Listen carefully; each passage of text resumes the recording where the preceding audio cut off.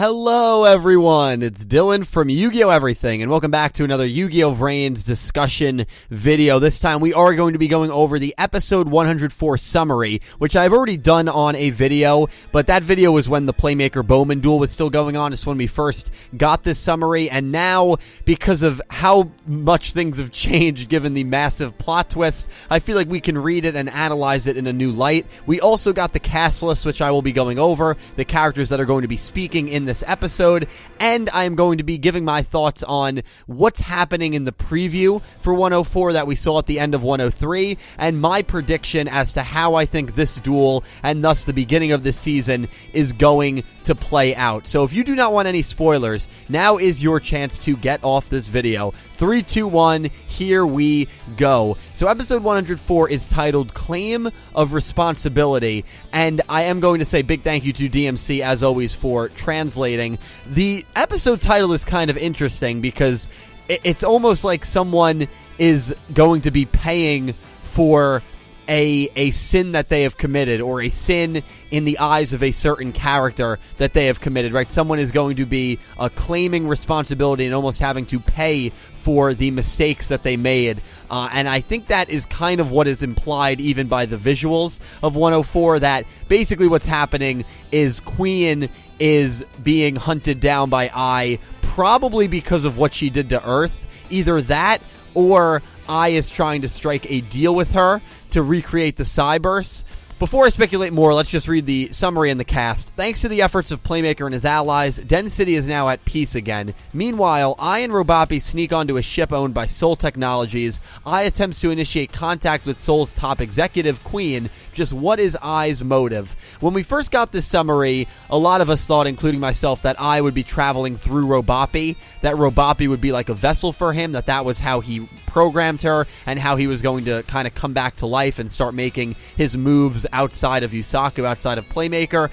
That is clearly not the case. And based on what we see in the opening, based on even what we see in the preview for this episode, it seems like I is going to play the role of maybe antagonist of this season, which is insane. I will say, I love his design. I think it is one of the best designs we have seen in VRains thus far.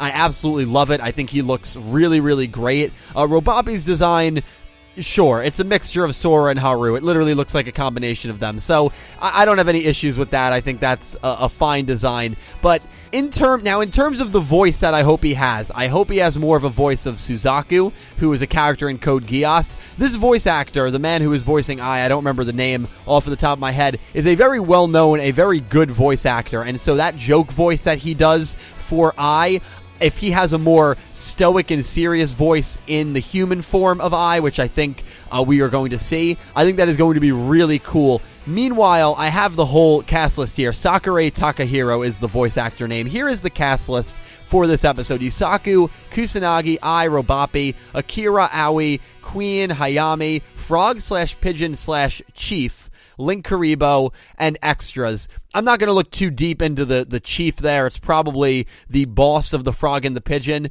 Probably more comedic relief. That's what I would expect. I have a feeling this is going to be a pretty serious episode. Maybe one that even borders on dark to a degree, because a character that has been the probably biggest source of comedic relief in this entire show has gone rogue and is probably going to be initiating his plan to recreate the Cyberse, revive his friends, take over the world. We really don't know what his motivations are. I think that's why we're all so excited to see what his motivations are going to be. I'm sure we are going to get a taste of it in this episode. There's no shock names on this cast list, although I will say, in back-to-back cast lists, there have been mistakes by omissions. In the 102 cast list, Haru was not speaking, but he did speak in the episode. He appeared and spoke. And in last episode, the 103 cast list, Revolver was not on the cast list, and I don't believe Spectre was either, yet Revolver and Spectre both had speaking roles. So, back-to-back cast lists that have been incorrect by character omission,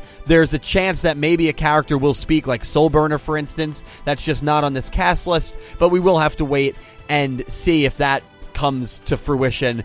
Just kind of an interesting note there. I think it's cool that the Zaizens are speaking, but the fact that Hayami is speaking makes me think either Aoi and Akira in the beginning of the episode will be together, Akira goes to work and has a conversation with Hayami, or maybe Aoi will talk to Yusaku. It seems based on the opening, which again I will be doing an in-depth analysis for that opening a little later on, it seems like there is going to be more interaction between Aoi and Yusaku. I really do hope that is the case. We have the whole bench scene between them, and it would be really cool if in this episode they are having a conversation. Maybe she goes to the hot dog truck, talks to all three of them. Kusanagi Shoichi is speaking, no Jin. So much like the Aoi and Miyu hospital scene, we probably are not going to see the Jin and Shoichi hospital scene where they're reunited. Kind of a shame, but that's alright, because the main course is going to be, of course, Ai and Robapi meeting Queen, and based on the preview, I do not think that things are going to go too well for Queen.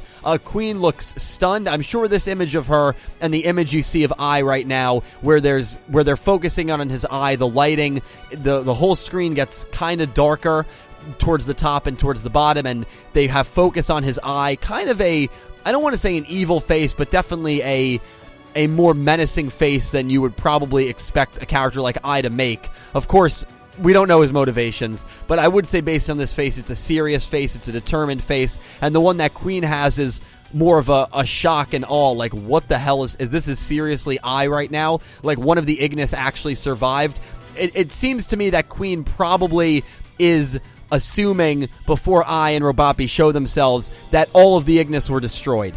And I bet you that Ai initiates this duel by saying, if I win, or if you win, you can have me. You can have my data. I will surrender myself to you. I will rebuild the Cyberse for you and your company, and that will be it. Or you can dissect me like you did Earth, and you can finish off the Ignis. Whatever your motivations are, I'm the last one. Now's your chance to finish me off once and for all. And I bet you what Ai is going to say, and I would love if he says this, if you lose, I get to take over Soltech, and I get to do maybe whatever I want with you. And maybe he is going to put her through the same experimentation that she put Earth and Go through, which I think would be incredible. I think it would be pretty evil if I did that. Of course, Queen, I'm not saying she doesn't deserve it, but I think for Ai to go through the lengths to do something like that to her would already solidify him as definitely a morally gray character. Like, yes, you're getting revenge and retribution, but then I think the debate on whether you should dismantle someone's humanity and put them through something like that, it's heavily debated. It's like the old question, if someone kills one of your family members, is it just to hunt them down and kill them to get revenge? Like, it's an age-old question, and in one sense, no, it's not at all, but in another sense, you kind of understand the perspective. Now, I'm not saying that's what's going to happen here, but I think it would be really interesting if that's the route they go. We see in the preview this green-winged Pegasus monster that we also see in Opening 3. I think this is probably going to be Ai's ace, this and that version of Decode Talker. Ai, in the whole preview, looks very confident. He looks very determined, and he looks like he has everything under control. Queen, on the other hand, looks very apprehensive. She looks nervous. At one point, she looks frustrated, and you can see a sweat mark on her face, which is a classic anime symbol for being stressed, for being worried, for being anxious. Based on this preview, I have very little doubt in my mind that Ai is going to win this duel and Queen is going to lose. Now, whether that means Queen gets turned into that android that we saw at the end of Opening 3, which I think would be hilarious, or whether Queen just gets kicked out of Soul Technologies or gets straight up murdered, it remains to be seen, because I'm not sure what Ai is going to do with her. I'm not sure what Ai has planned for her. Maybe Ai is going to keep her in a position of power, but Ai becomes the king head honcho of Soltech, but I really think this is going to end with Ai getting some sort of control over Soul Technologies, and most importantly, the human-android hybrids that they have all created, and through that, Ai is going to start, it would make sense taking over Den City via these androids, maybe trying to recreate the Cyberse or recreate a world without humans. Another thing that I think is very interesting, because whether Ai was evil the entirety of the first 102 episodes, but was just playing dumb to get to this point, which would be pretty insane in one hand, is, I think, a little far-fetched. I think it's a little far-fetched, but remember, in episode 102, when he creates that backup of himself, he says, yeah, it's very risky. You can easily come back as not yourself. And I think Playmaker says, well, luckily that didn't happen. It would make a lot of sense if I did in fact change when he created that backup. And that backup that he created, he lost that kind of aloofness. He lost that goofiness and kind-heartedness and that willingness to work with humans. And all that's left is the emptiness he feels from losing all of his Ignis friends. All that's left is the desperation to try and revive his Ignis friends. These were supposed to be humanity's successor. He was born to be humanity's successor, and now he is the last one left of his kind. And what we might see in this episode is an eye that no longer has any intention of working with humans, but an eye that now just wants to carry out his mission. Basically a corrupt backup version of himself, the one he created in episode 102. That's another route they can go. Honestly, it's going to be so intriguing to see Ai's motivations and what happens in this episode. I don't know if I've ever been so excited for an episode of Yu-Gi-Oh! In probably like 5 or 6 years, honestly. Like, I am so excited for this episode, and it's just so funny how it works out, because if you told me that Queen was going to duel to kick off Season 3, I would have said, okay, no matter what, Queen is going to win this duel. I don't care if it's versus Revolver. I don't care if it's against Playmaker. Queen is going to win this duel because obviously her dueling in the very beginning means that they are going to try and establish her as an evil character and maybe the main villain.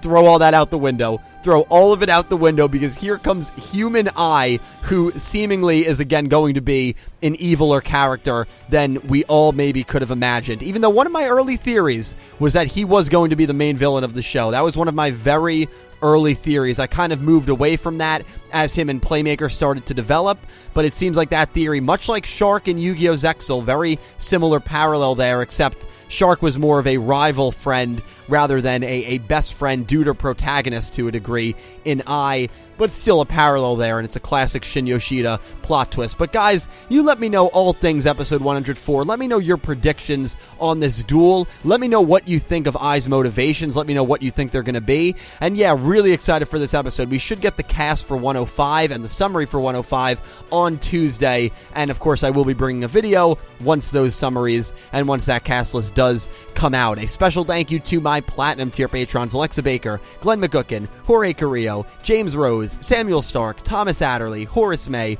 Goosey Q, Vincent Van Der Veen, Brian Ford, and Rexkentrix, and to my Diamond tier patrons Jesse Wood and Garrett Palmer, and to my Egyptian God tier patron Chris Swan. A huge thank you to everyone who supports me over on Patreon, and a thank you to everyone who just watches these videos, because without you guys, I would not be able to do this. I will talk to you all down below. Thank you all so much for watching, and I hope you have an amazing day.